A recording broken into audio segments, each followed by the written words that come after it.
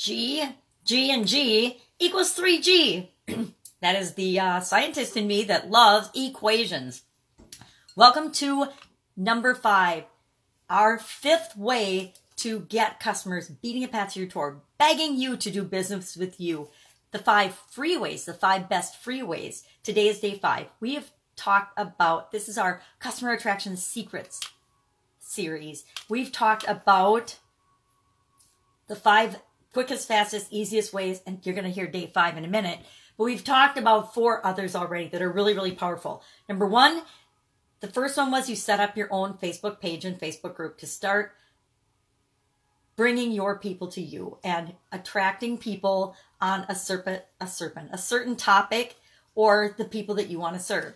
Then you started joining and going to other people's groups on social media, usually Facebook, but their groups and their pages, and contributing and adding your knowledge and wisdom, answering questions, getting involved, finding out what's important to the people that you want to work with, or maybe the people that you're already working with in your existing business.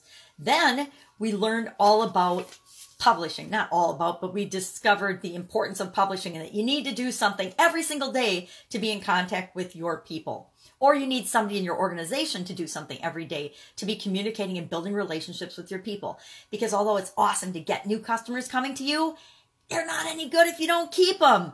One-time customers stink. We want to have customers that are coming back to us time and time again, because the lifetime value of a customer is exponentially more powerful than getting a new customer. It is 7 to 25 times less expensive to keep selling to the same customer than to have to be acquiring new customers all the time.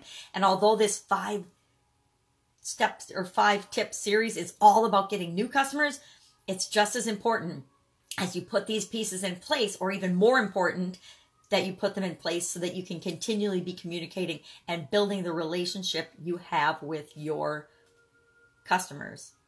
And that is what we talked about. We talked about yesterday, the importance of having a lead magnet, having a way to capture the name and email or their contact information if you need more contact information than that for your organization, for you, bringing and attracting people to you. Well, you got to be able to talk to them again, so you want to have a lead magnet or a way of capturing their information.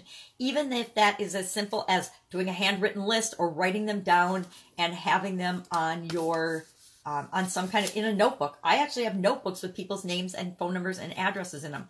Remember address books? We used to all have address books. Now we have cell phones and we have computers and we have all kinds of databases and things. But it can be that simple. You got to do something and you've got to start somewhere.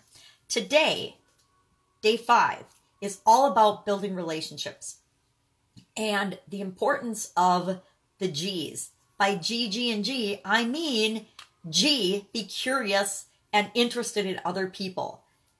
G, be grateful that people are interested and coming to you. And the other G is to give. Give, be grateful for what people come to you, and say, gee, I'm curious about you. I want to know more about you. Because relationships are all about, what do I give to the relationship?